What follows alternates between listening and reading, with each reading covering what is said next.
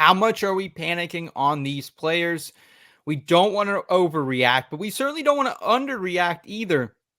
These are the times in the seasons people are a little weary about their team. People might have had an underperforming team. You can maybe get something on a discount here. So we're going to go through a list of players, and I'm going to ask the gentleman to give me a ranking here on how much they're panicking on these players. A 1 is no concern. You're still playing them. 6, moving out of our starting lineup, probably heading to the pine for a little bit. 8, trying to move on when the price increases. And 10, I'm out now. I want pennies on the dollar. What can I get for him now?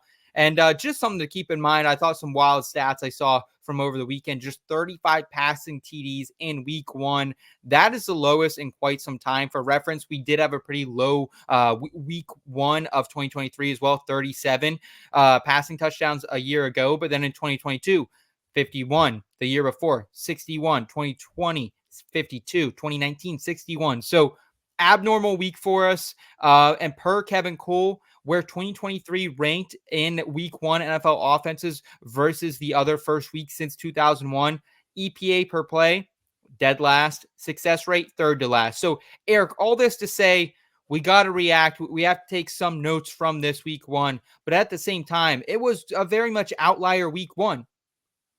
Yeah, definitely shaped up in a way that we haven't seen quite at this scale yet, right? I think more than anything, it speaks to two things. The state of defense of defense broadly in the NFL is much improved from where it was a few years ago, right? These units are getting more and more capable at slowing down opposing offenses. And also, I think we're really seeing the impacts of limited, if not outright avoided preseason involvement, right? A lot of these units are going out there and really having to shake off a lot of rust, right? So nothing that I think we should necessarily panic about overall, right? But definitely there are enough spots on the plot there to at least kind of start trending or tracking some trends. Yeah, absolutely. Let's jump right into it here, guys, with our first player to hit the panic meter on Joe Burrow, quarterback, Cincinnati Bengals. Only 8.1 fantasy points for him in his debut here in 2024. No T. Higgins, though. A sick Jamar Chase as well. Looks like he might have had some runs. I don't really want to diagnose what was going on in there in Jamar Chase's stomach, but didn't practice a whole lot this preseason as well. 21 for 29 for Joe Burrow, 164 yards against New England. He has Kansas City, Washington, and Carolina. So, Steve, things should get easier for Joe Burrow here down the stretch after he gets through Kansas City. But this is kind of what we've seen from Joe Burrow and the Bengals as a whole under Zach Taylor. They're kind of slow starters, man.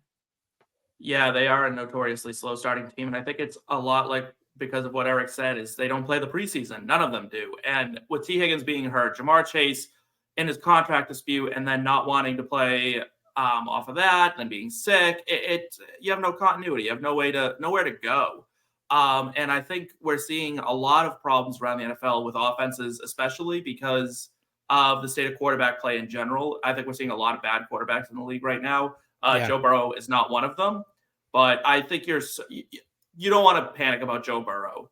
He'll be fine. I would as far as temperature check, like my panic meter, it's a 1. Okay, so no concern, still rolling him out there. Eric, we usually do see the best of Burrow against the Kansas City Chiefs. He has one of the few winning records against Patrick Mahomes in his career. Are you rolling him back out there this week? And where's he at on your panic meter?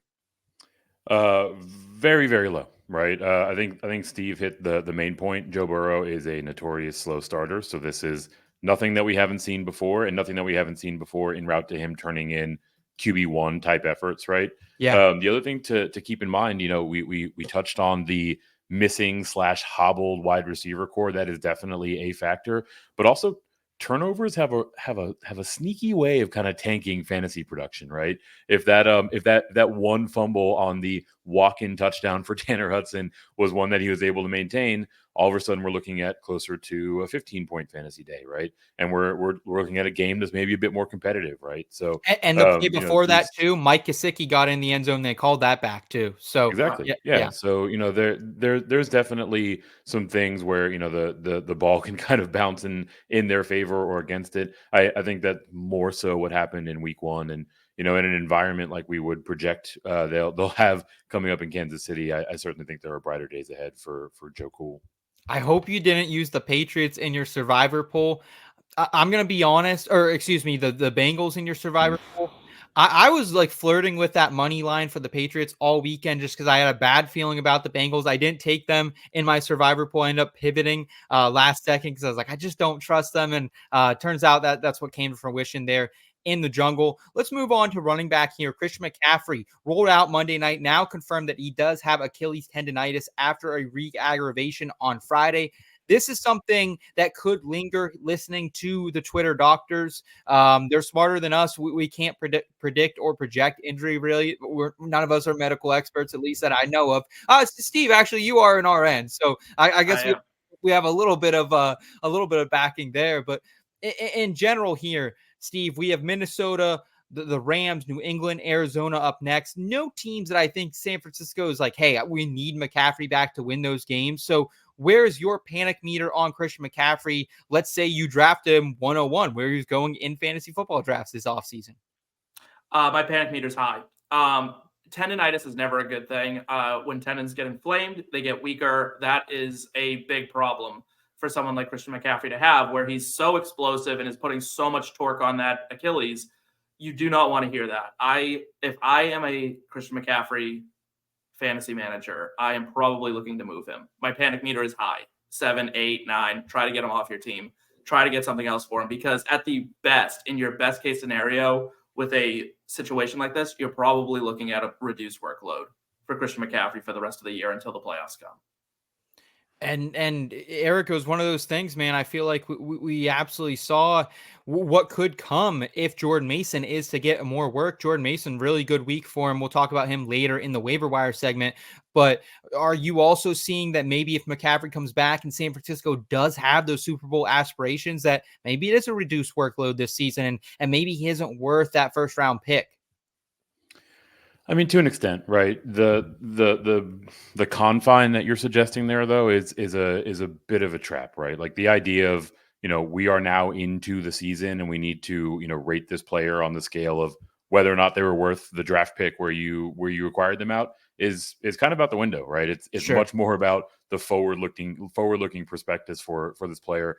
Obviously, very much so in doubt for Christian McCaffrey, at least in the immediate term. So, the panic meter clearly moving him out of the starting lineup for as long as he is out.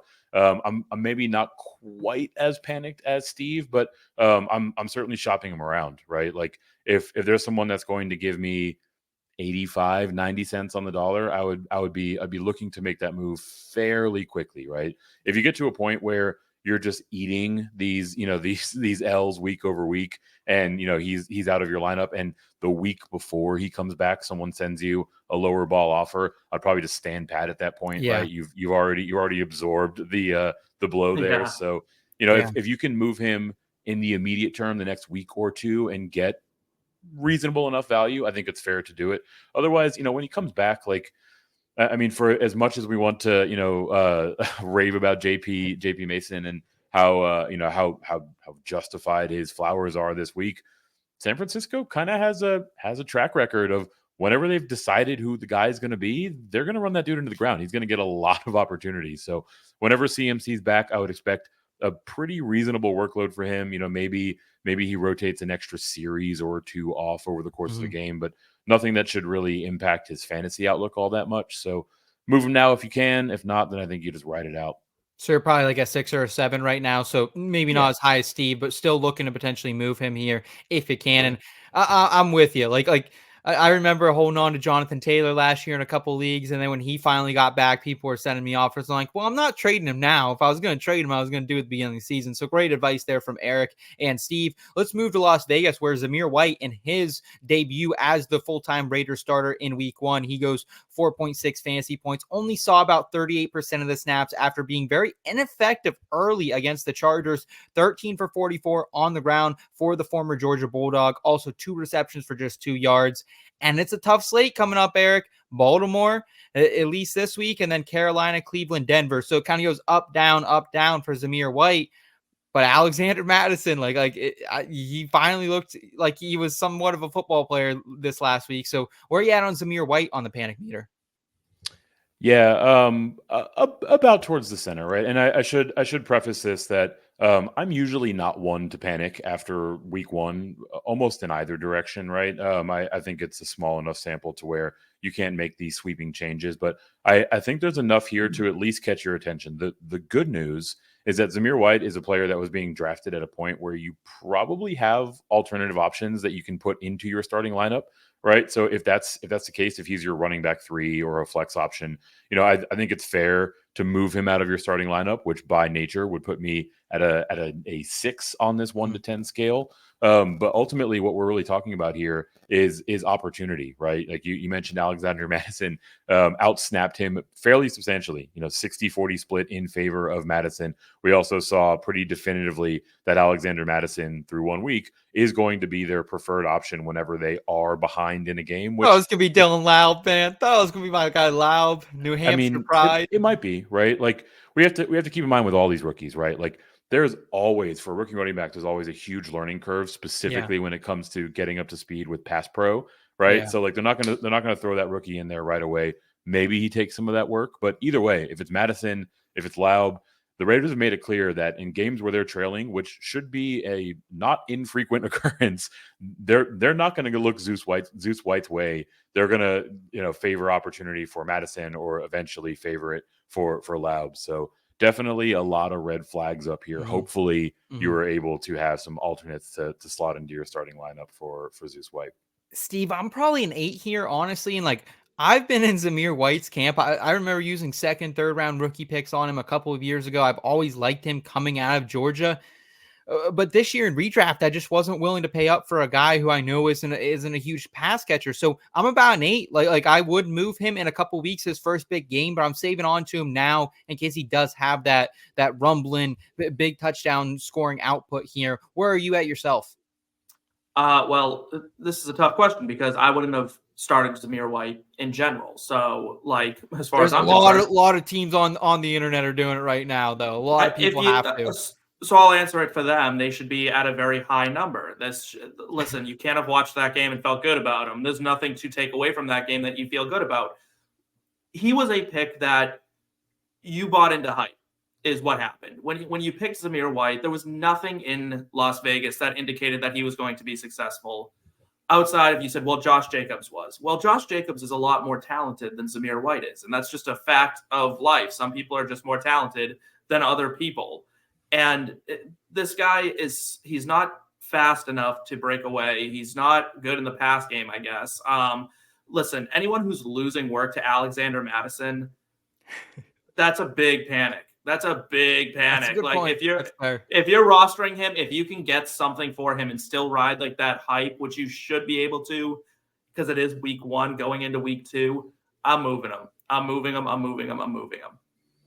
All right, we got some IBT family members in the chat. Brent saying, please tell me CMC is not dead. Oh, we just went on about CMC, different panic meters here. He's not dead, still brighter days ahead, Brent. But if you can get something for him now and get, like Eric said, 85, 90 cents on the dollar, might not be something bad to consider. Appreciate you hanging out with us tonight as well, Brent. And we got Rachel hanging out saying, I'm panicking on Mostert. I get it. The injury's scary, but still potentially some good volume for him to come back to. I wouldn't hit that panic button quite yet. We'll see. Eric is I'm maybe. panicked. Eric 10 on Mostert. I mean, pretty close to it, right?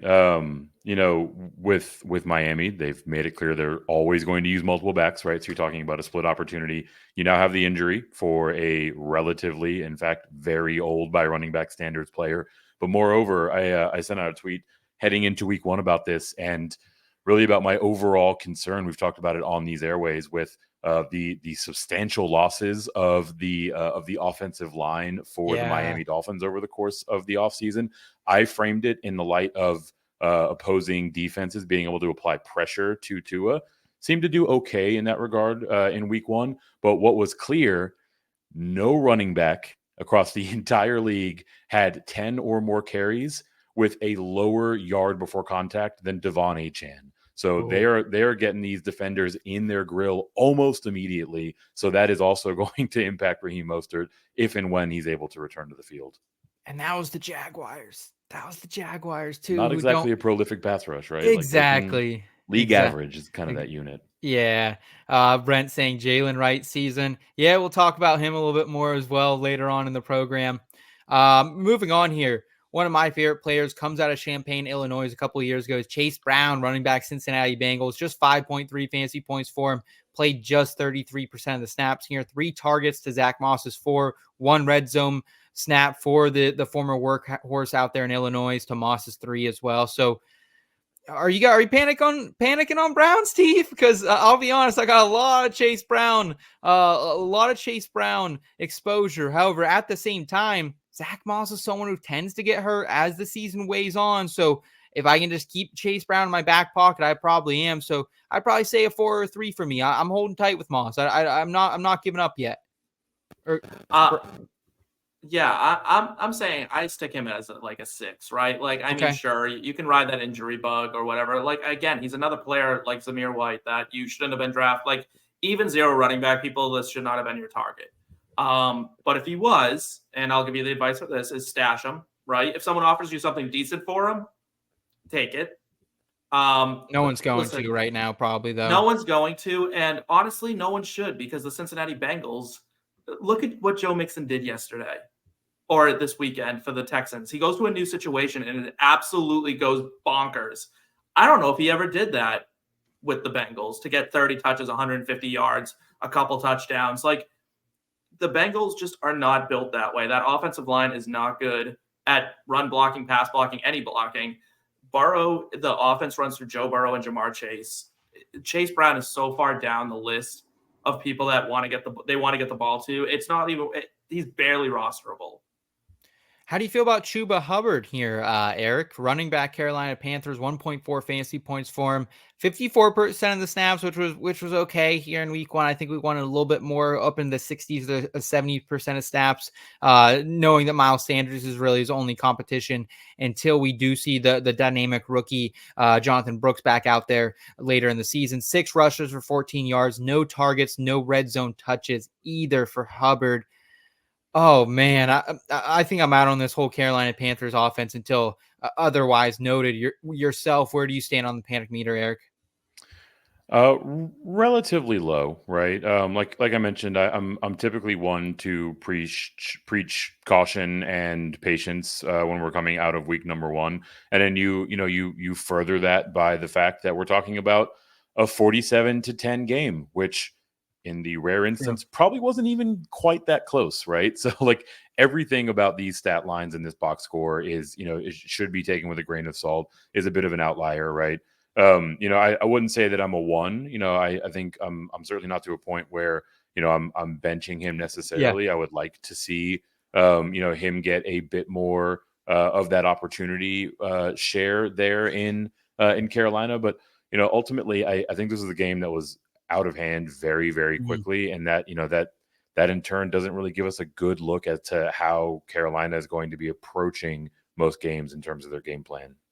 Overall, pretty decent week for the running back position. Like, if you spent up for a running back early this year, like, you weren't super disappointed, not outside of Saquon, not a ton of huge pop-off games, but not a bunch of duds either. So running backs, congratulations. You get shit on a lot in this game that we call fantasy football. So glad to have you win one here and there. I want to move on to the wide receiver position, gentlemen, where Chris Olave did not look great here in week number 1, but kind of a weird game script, as Eric was just alluding to. The Saints did win 47-10. The new look Gary Kubiak offense looked really good, delivered here in week 1. However, just 2 targets for Olave, 3.1 fantasy points. Up next, Dallas, which will be a tougher matchup, and then Philly, Atlanta, Kansas City. So, some good, some bad there, Steve. How are we feeling about Olave here on the panic meter? So Olave fell into that weird space in the draft where it was just like yucky. It was like that awful like dead zone for players. I don't think you walk out of this feeling great, right? I mean, they put up 47 points and he only had 2 targets. Now I know the running back scored a lot of that, and we saw 2 different tight ends score a touchdown from Derek Carr. Rashid Shaheed kicked it off right away with a deep bomb touchdown. I mean, it was a strange game. To see him get 2 targets is unusual. I think that'll definitely come up. I'm not panicking on Olave. I don't love Dallas as a matchup at all. But you know, So like a like a 1? 5. Oh, Nah, like a 5. 5. Like, Okay. I think Chris Olave is going to be very matchup dependent this year. I'm not starting him against Dallas, but I would start him against Philly. You're Eric, are you already considering benching Chris Olave, potentially a top 36 pick, potentially a top 25 pick in a lot of drafts here? Because I'm never a huge Saints guy. You know that I've been harping on Dennis Allen on these airwaves for a long time, and the ghost of Carmichael, I was shitting on him for a long time as well. But I don't know if Rashid Shaheed and Derek Carr are like getting beers after each game, but those guys are buds. They seem to have some deep connection here. So I'm not as panicked as Steve. I think I'm still slinging a Olave out there. I'm probably about a 2. Where do you come in here? Yeah, I'm much closer to your side of the scale, right? Arguably a little bit less. Like I mentioned a second ago, everything about this game is outlier city. To your point about Carr's connection with Shaheed, Carr doesn't have the biggest arm in the world, but in terms of deep ball accuracy, he's pretty solid, right? So that plays into Shaheed's game. And if nothing else, the thing that we have to keep in mind here, Chris Olave was in a huge downgrade matchup, right? He was facing off against J.C. Horn, one of the premier coverage corners in all of the NFL. So the limited time where they were still running kind of their game plan sets, he was seeing that in very, very tight coverage. Yes, I think you can probably project a bit of a downgrade again this week coming up against Dallas, but not to the point where I'm benching him for fringe players, right? If you lucked your way into an embarrassment of riches at the wide receiver position, you might be in for a hard decision heading into week number 2. But realistically, I don't think there's going to be someone sitting on your bench that you can make a defendable case to start over Olave, even in a tough matchup. All right, let's get through some more wide receivers here. Brandon Aiyuk, 4.8 fantasy points. Turns out, Steve, you do need preseason. Dropped a touchdown in the back of the end zone. Kind of a diving touchdown, so it wasn't the easiest of catches, despite kind of what they made out to be on the broadcast. But still, 5 targets, 2 catches, 28 yards against Sauce Gardner and the Jets. Up next here, Minnesota, the Rams, San Francisco, and Arizona. So some attackable secondaries. Do you feel better about Aiyuk heading into week number 2 here? Absolutely. He's the one for me. Like, he faced the hardest competition he'll face all year. Sauce Gardner is arguably the best cornerback in the NFL. It's him, Pat Surtain. I mean, that's really kind of where we're at in terms of cornerbacks right now. And he, like you said, dropped a touchdown. I mean, you give that to him, he gets 6 more points. He's in double digits. You're feeling great, right? I mean, listen, they gave him all the money. They gave him the money. Follow the money. Follow money, because that is where the ball will go. I hope so. I hope we talked about it a couple weeks ago that I hope they start treating him in like a wide receiver 1. We didn't really see it in week 1, but kind of a weird situation. McCaffrey being rolled out over the weekend. Hopefully they'll install more for him to get some guaranteed touches in the game plan. Calvin Ridley, how do you feel about it, Eric? 8 fantasy points for him. Another dud week 1 performance from Ridley coming back here now as a member of the Tennessee Titans. 7 targets, 3 for 50. Will Levis, though. Oh, I know our guy Will on the program hyped him up last week, but he looked like ass. 2 interceptions, led to 24 unanswered points from the Bears here. Where's the panic meter on our guy Calvin Ridley? Moderately high, right? The thing that I'll say about Calvin Ridley is we were able to get a discount on him in drafts this year to where you probably have alternatives that are looking pretty viable, right? For however much of a rough game it was for the Titans overall, Calvin Ridley was still their leading receiver, their leading target getter, right? So I think that there are some things to build off here. He's another player that was missed on a couple of pretty deep plays where he was essentially wide open or very close to open, right? So there are a couple of balls that could bounce in his direction, and we could be not even having him on this list, but overall, I think what we're saying is that there's reason for skepticism around this Titans offense and what Will Levis showed us in week 1. We lost that. Marvin Harrison Jr., I didn't even think it was possible. 1.4 fantasy points, ran 91% of snaps, just did not look good, only earned 3 targets, and I'll be honest, man, that one bad drop he had, I don't think I've ever seen that out of Marv. I've watched a lot of Ohio State. I've watched a lot of Big Ten games, and he looked kind of clunky on that route to begin with. falls, kind of slips, the ball goes out of his hands. Where are we at with Marv? The next one, the next great. Where are we thinking, Steve? Because I'm still at a 1. I think I'll come back around. I'm not ready to write off a generational prospect, but damn, was I not disappointed? Was I not fucking disappointed? Yeah, you can't have walked away from that and felt good because he not only didn't look like the number 1, he didn't look like the number 2, he didn't even look like the number 3 option in that offense. Greg Dortch, Michael Wilson, Trey McBride, all out-targeted Marvin Harrison Jr. Now, people want to point to that he was running wide open. It would have been a touchdown, walk-in touchdown. That's great. Blown coverage. Kyler Murray wasn't looking his way.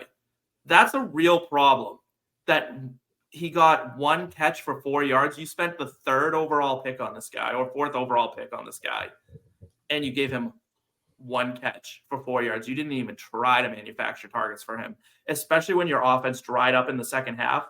No screens either. Yeah, I was expecting at least some manufactured. Nothing. Yeah. I said this a few weeks ago on, I think, this podcast, and I stand by it. I was worried about Marvin Harrison for one reason only, and I thought his ability to separate was not up to par with the talent that he has. And as I've harped over and over and over on a certain wide receiver for the Falcons, if you cannot separate at the NFL level, you will not get targets because your quarterbacks do not want to throw interceptions on your behalf. How do you feel about it, Eric? Are you still in on Marv? Like, I'm not going to doubt the guy's route running. I'm not going to doubt his separation here. I'm not throwing him under the bus like Steve is early.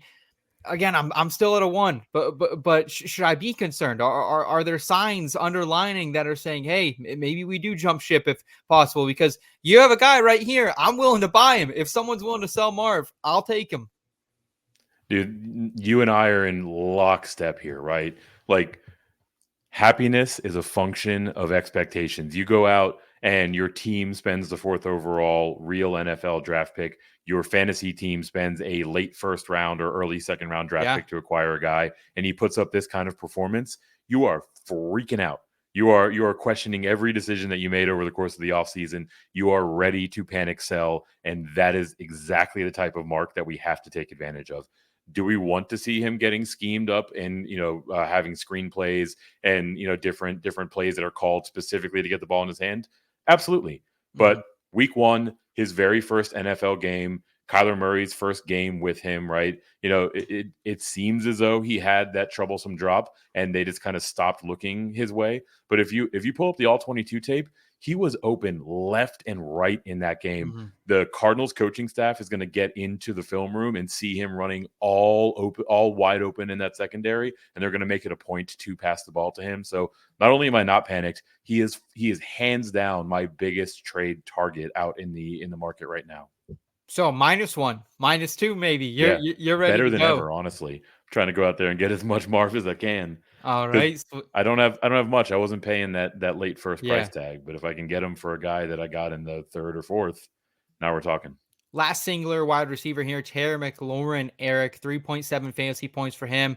We talked a lot about this Washington offense over the offseason. We thought it would be high pace. We thought it could potentially lead to some scoring. Seems like that will come to fruition here under Cliff Kingsbury. However, oh man, like it just doesn't seem like it's going to be a lot of passing volume. Maybe we overhyped Jaden Daniels' passing production profile here as well. Tied for the team leading targets was McLaurin with 4 of them, just 24 passing attempts. Kind of reminds me here of like a young Lamar Jackson, how that offense looked in Baltimore, and not a lot of fantasy viable targets there. So I think I'm panicked, and I'll be honest, I haven't drafted Terry McLaurin really since his rookie year. I had him stashed in a bunch of dynasty leagues and a bench guys, 16, 15 rounder. I was taking him coming out of Ohio State, and since then I've been out on him. I got back on board this season though. I was full diving in because I loved this offense. I loved what he could do, especially without Jahan Dotson absorbing some targets. But I'm worried.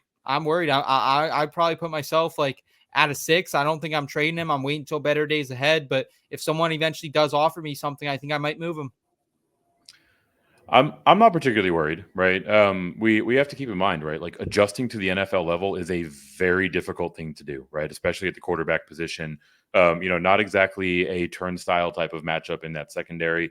And also, you mentioned it as you were talking about the setup to this. Yes, not a crazy volume, but still their leading target getter, right? Their primary option, and another guy who was overthrown on probably a 65 or 70-yard walk-in touchdown, right? I think that we're going to see a point where they get into a better rhythm, their timing and their anticipation starts to tighten up.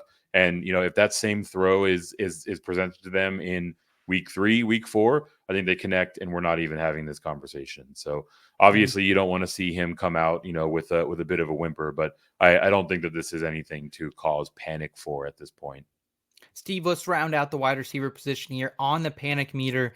Caleb Williams had just 92 passing yards, 14 of 29. That led to a pretty disaster day for the Chicago Bears offense. Keenan Allen dropped an end zone target, had 11 targets in total, but just 4 for 29 for him.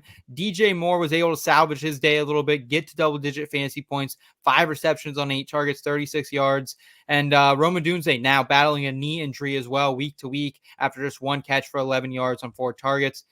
As a whole or individually, however you want to split it up, where's the panic meter on the Chicago Bears passing weapons? Well, I think it all is going to hinge on how panicked are you about Caleb Williams, right? Like the problem was not that the Bears weren't getting open. The problem was Caleb Williams wasn't making reads. And listen, you know what? I know I tend to probably have strong opinions on a lot of players frequently. But again, this is one of those guys that I just look at and I'm like, man, you can't tell me Keenan Allen's not good, right? I can't put it on Keenan Allen. You can't put it on DJ Moore because I've seen him do it. This is a function of coaching, which we knew was a problem. Yeah, Shane Waldron wasn't the guy that I think we were all lining up to get behind. That's for sure. But also, Eberflus is still there. Like, this is not a problem. Like, listen. Man can coach a defense. Yeah, that's great. And you know what? That's all well and good. But you know what? You spent the first overall pick. You traded Justin Fields. You did all this stuff. You bought your offense. You brought in a billion different people. You probably should have had an offensive-minded head coach. Like, that's the reality of it. And Caleb Williams, the worry I have for him is that his first instinct is not to throw. It's to run. And like when people compared him to Patrick Mahomes, the big thing they said is his improvisation, right? That's the number one thing that people attribute to him and Patrick Mahomes. The difference is Patrick Mahomes knows when to get that ball out of his hands, and he does so quickly most of the time. His first instinct isn't to improvise. His first instinct is to run the play and then move off of it if it doesn't work. Caleb Williams looked lost in that game. I am very, very worried about another Lincoln Riley project coming to the NFL and struggling to process the game. How do you feel about it, Eric? Because there is some credence to what Steve is saying. We've seen Garrett Nussmeier down there, Miller Moss, quarterback for the USC Trojans this season, look very good, look in rhythm, kind of playing a different style of football out there under Lincoln Riley. And Caleb Williams was never a system guy. He was always kind of a improv, do it yourself kind of guy. But I think that can be reined in the NFL, right? Like, I think this is just a growing pain. So I'm still like, I'm probably a 3 or a 4 on. I'm a 0 on DJ Moore. I think better days ahead. Keenan Allen, I'm probably a 2 or a 3. I love the 11 targets, not a lot of production, especially with Rome out now. I think I'm higher on these guys than maybe even I came into week 1. How do you feel about it?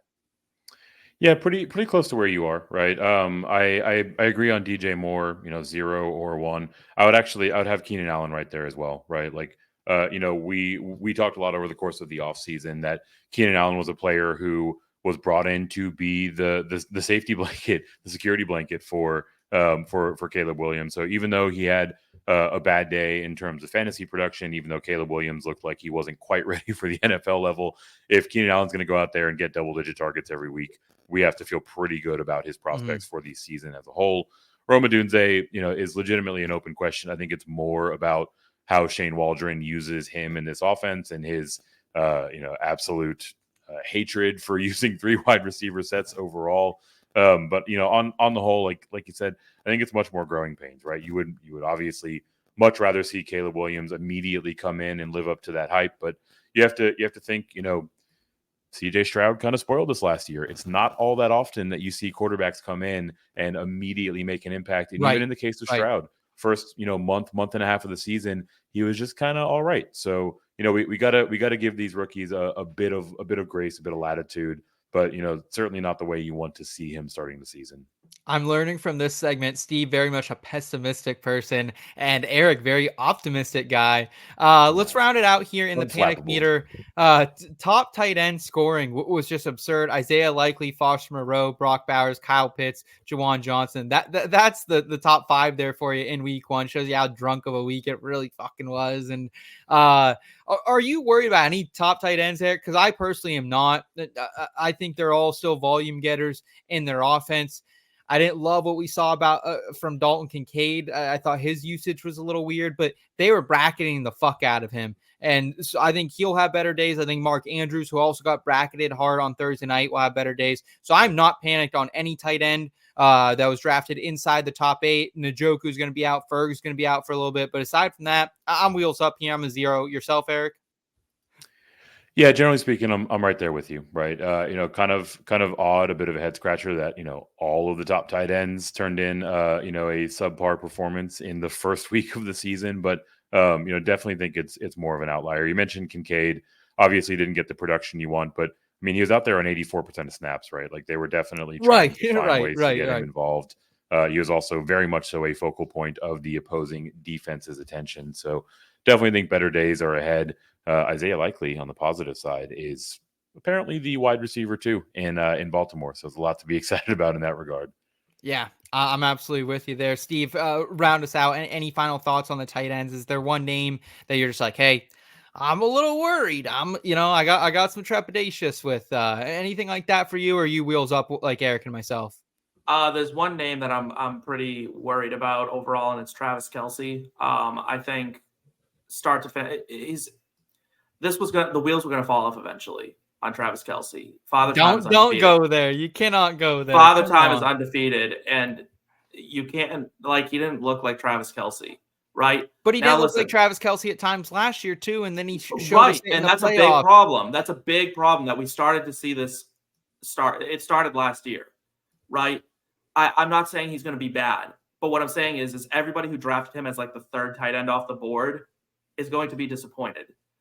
Like for me, the tight end 1 on the year is Kyle Pitts. That's the tight end I want to own.